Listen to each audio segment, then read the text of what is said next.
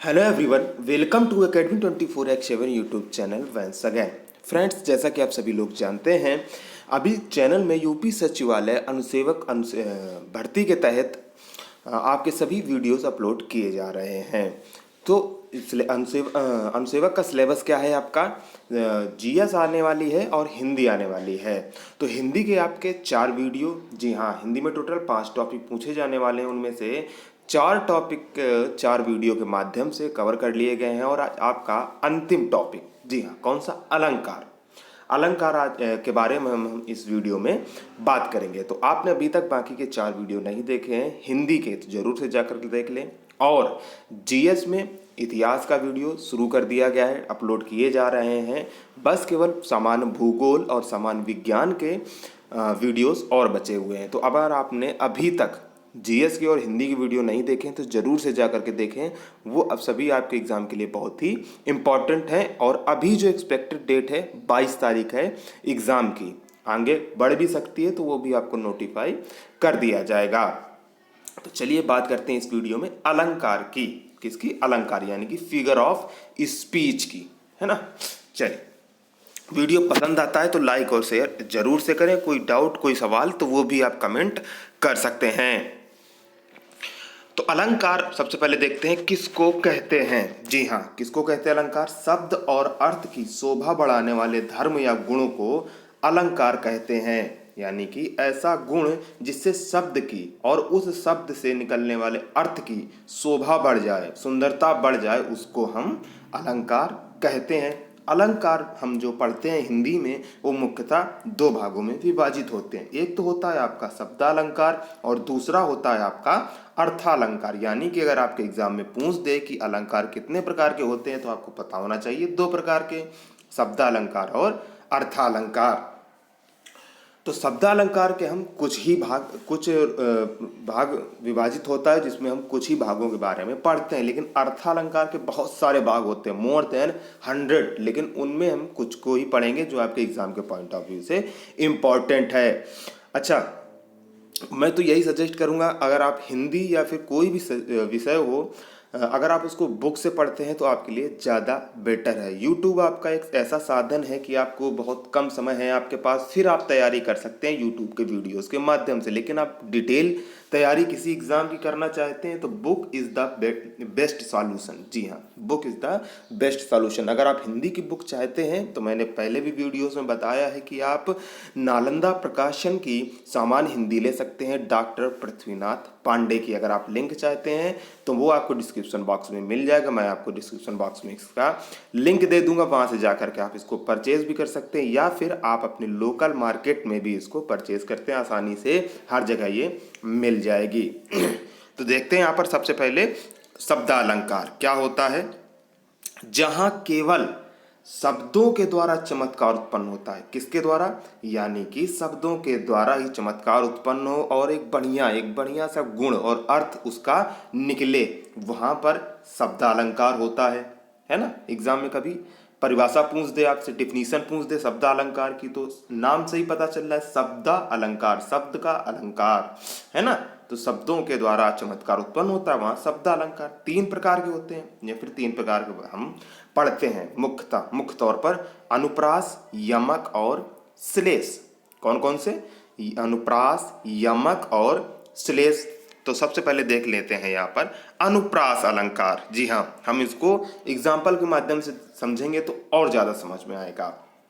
जहां पर वर्णों की आवृत्ति हो वहां अनुप्रास अलंकार होता है। वर्णों से क्या मतलब है? अक्षरों की। जी हाँ, अक्षरों की आवृत्ति, यानी कि जो अक्षर बार बार आए वहां पर अनुप्रास अलंकार होता है। कैसे? जैसे आपका उदाहरण लिखा है, मुदित महिपत मंदिर आए, सेवक सचिव सुमंत बुलाए। तो यहाँ पर कैसे? देखिए, मुदित में पहला अक्षर माँ है, महिपत में पहला अक्षर माँ है, मंदिर में पहला अक्षर माँ है। तो आप देख रहे हैं एक समान वर्णों की आवृत्ति बार बार हो रही है, तो वहां पर अनुप्रास अलंकार होता है। पहली लाइन। दूसरी लाइन में सेवक सचिव सुमंत, तो यहाँ पर ये 3 शब्द हैं, इनमें से जो पहला अक्षर है, सभी का पहला लेटर है, वो सा है। सेवक सचिव सुमंत बुलाए। तो इस तरीके से वर्णों की आवृत्ति हो रही, तो आपका अनुप्रास अलंकार हो जाएगा। आसानी से आप एग्जाम्पल के माध्यम से समझ सकते हैं। आगे बढ़ते हैं, दूसरा प्रकार देखते हैं, कौन सा? यमक अलंकार। मैंने 3 बताए शब्द अलंकार के, अनुप्रास, यमक और श्लेष। तो अनुप्रास हमने देख लिया, अब देखते हैं यमक। जहां एक शब्द की आवृत्ति 2 या 2 से अधिक बार हो, यहाँ पर अक्षर नहीं है, यहाँ पर वर्ण नहीं, यहाँ पर शब्द की आवृत्ति 2 या 2 से अधिक बार होती है परंतु उनके अर्थ अलग अलग होते हैं, वहां यमक अलंकार होता है। अच्छा, मैंने ऊपर पढ़ाया आपको अनुप्रास अलंकार, उसके आप कुछ भेद भी पढ़ते हैं, लेकिन आपके एग्जाम के पॉइंट ऑफ व्यू उतना इंपॉर्टेंट नहीं है। मैं आपको एक बार बता देता हूं, अगर आप एग्जाम में पूछा जाए तो आप, वैसे हालांकि बहुत कम चांसेस हैं, अगर फिर भी पूछा जाए तो एक बार सुन लीजिए आप। अनुप्रास अलंकार के 3 भेद होते हैं, छेका अनुप्रास, वृत्तानुप्रास और लाटा अनुप्रास। ठीक है, हालांकि बहुत ही कम चांसेस हैं पूछे जाने के। चलिए यमक अलंकार देखते हैं। जहां एक शब्द की आवृत्ति 2 या 2 से अधिक बार होती है परंतु उनके अर्थ अलग अलग होते हैं, वहां यमक अलंकार होता है। चलिए कैसे समझते हैं एग्जाम्पल के माध्यम से। कनक कनकते 100 गुनी, मादकता अधिकाए, उही खाए बैरात नर, इह पाए बैराए। यानी कि यहाँ पर देख रहे हैं कनक कनक, एक शब्द 2 बार आया है, 2 या 2 से अधिक बार होती है आवृत्ति, यानी कि बार बार आता है। कैसे? कनक का यहाँ पर 2 अर्थ हैं, मतलब देखने में तो शब्द एक ही है, कनक कनक सेम है, लेकिन अर्थ अलग अलग हैं इनके अनुसार। तो एक कनक का अर्थ है धतूरा और एक कनक का अर्थ है सोना। जी हाँ, क्या? एक कनक का अर्थ है सोना और एक कनक का अर्थ है धतूरा। धतूरा एक फल होता है, जहरीला फल होता है, उसको आप खा लेंगे तो क्या है, बौरा जाएंगे, एकदम पागल सा हो जाएंगे, दिमाग आपका एकदम से चकराने लगेगा। और सोना, जब कभी कोई व्यक्ति को सोना भी अधिक मात्रा में मिल जाता है तब भी वो भी बौरा जाता है। तो इस तरीके से आप एग्जाम्पल के माध्यम से समझ सकते हैं। दूसरा एग्जाम्पल देखते हैं। 3 बेर खाती वो अब 3 बेर खाती है। देख रहे हैं यहाँ पर, 3 बेर खाती वो अब 3 बेर खाती है, यानी कि यहाँ पर बेर 2 बार आ रहा है, शब्दों की आवृत्ति हो रही किसकी? बेर की। तो कैसे समझते हैं अर्थ इसका अलग अलग।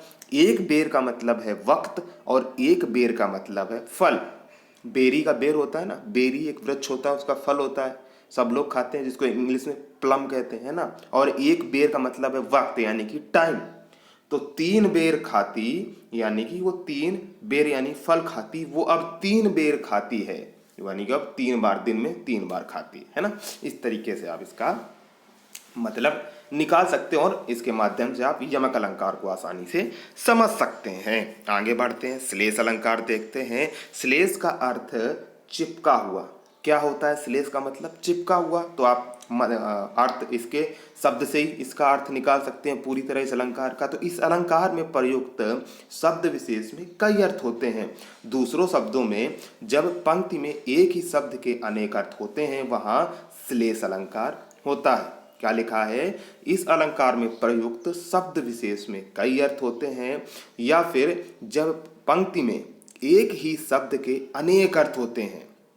जी हाँ, ऊपर हमने देखा कि 2 या 2 से अधिक बार किसी शब्द की आवृत्ति हो, लेकिन वहाँ पर अर्थ अलग अलग हो। लेकिन यहाँ पर क्या कह रहा है कि एक ही शब्द के अनेक अर्थ हो, वहाँ पर श्लेष अलंकार, यानी कि एक ही शब्द में बहुत सारे अर्थ चिपके हुए हैं, श्लेष अलंकार। ऊपर बताया ना मैंने। हाँ, तो डिफिनीशन आपको क्लियर हो गई होगी।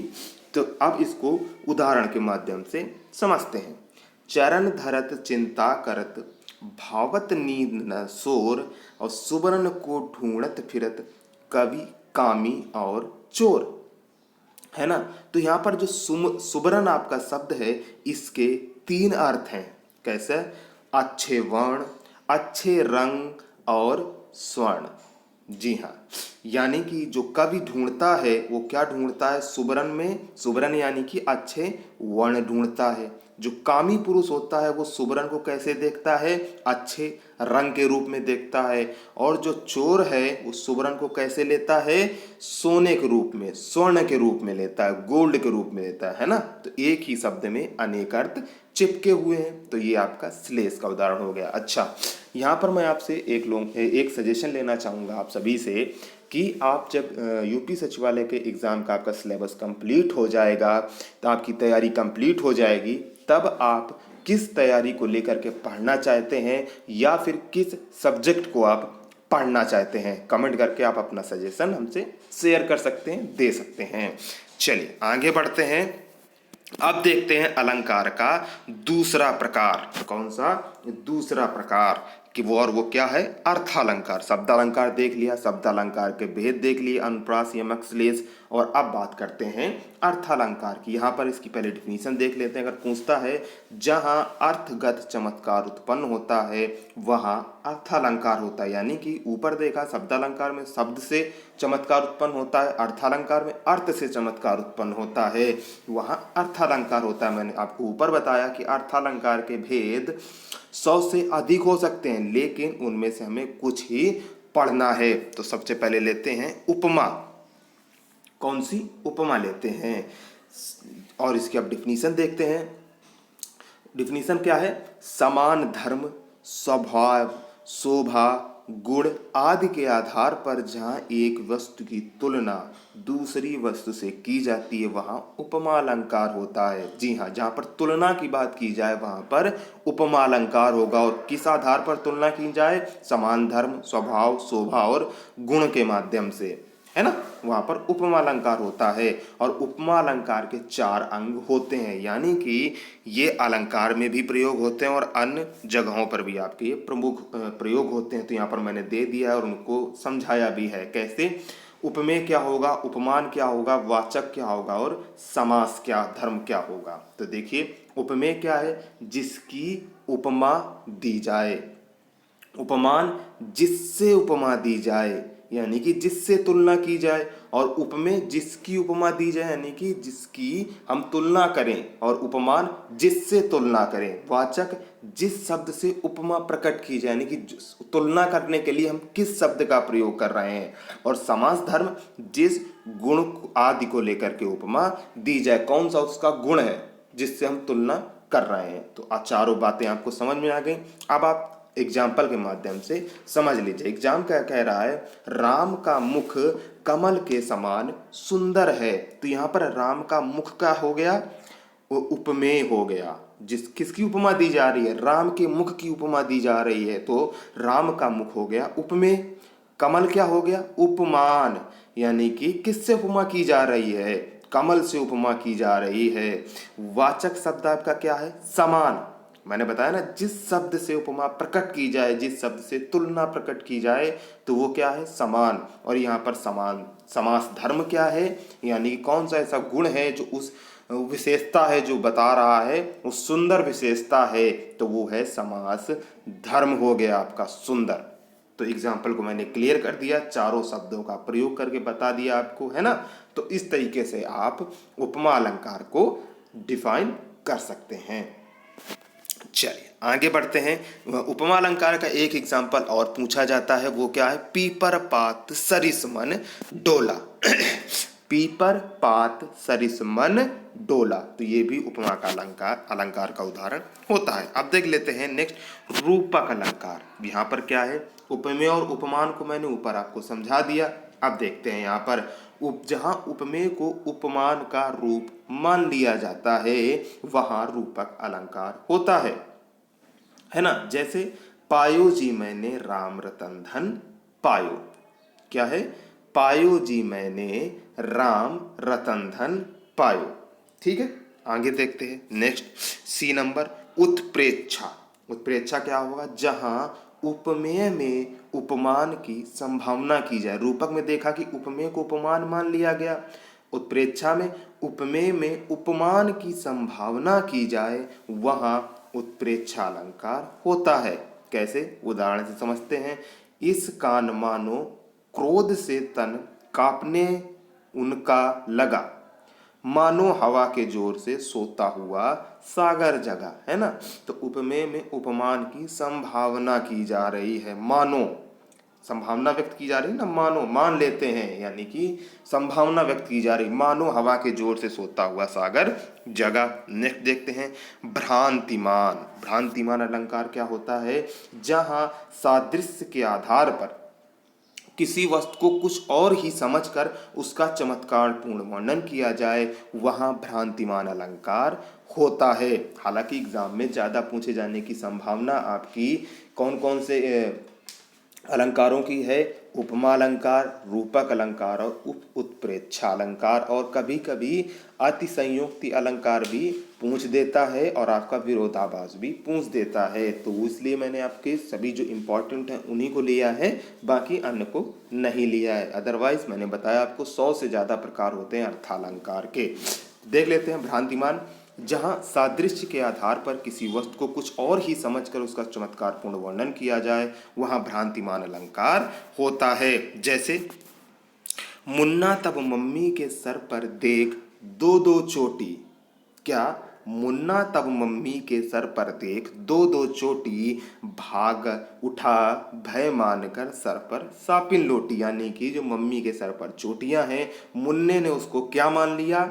सांप मान लिया, सांपिन मान लिया, है ना, और उसको देख करके भागा। तो यहाँ पर क्या डिफिनीशन थी? उपमेय में उपमान की संभावना व्यक्त की जाए, है ना। तो संभावना सॉरी क्या है आपकी? भ्रांतिमान क्या है? यानी कि उसको भ्रांति, यानी कि कुछ कंफ्यूजन हो गया, है ना। तो क्या था? सादृश्य, किसी दूसरी वस्तु को दूसरा ही कुछ समझ करके उसका चमत्कारपूर्ण वर्णन किया जाए। यानी कि चोटियों को किसके सादृश्य मान लिया? सापिन के सादृश्य मान लिया। चलिए आगे बढ़ते हैं। ई नंबर अतिशयोक्ति। जहां लोक सीमा का उल्लंघन करते हुए किसी वस्तु का बढ़ा चढ़ा कर वर्णन या प्रशंसा की जाए, वहां अतिशयोक्ति अलंकार होता है। जी हाँ, बढ़ा चढ़ा करके खूब उसकी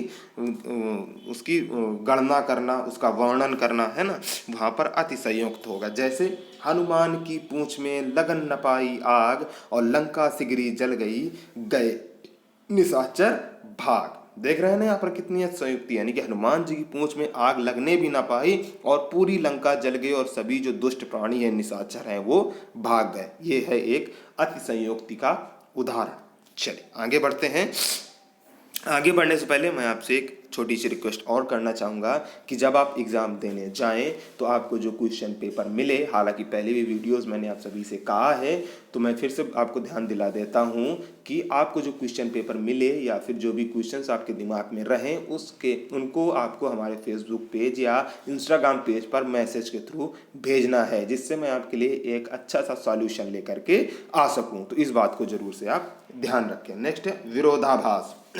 दो वस्तुओं में वस्तुतः विरोध न होते हुए भी विरोध की प्रतीति हो, वहां विरोधाभास अलंकार होता है। यानी कि एक वस्तु से दूसरी वस्तु का विरोध जहां पर दिखाई दे, है ना, है तो नहीं लेकिन वहां पर प्रतीत होता है, जैसे कि वहां पर कोई विरोध हो रहा हो, वहां पर विरोधाभास अलंकार होगा। जैसे मूक गिरिवर के मुखरित ज्ञान।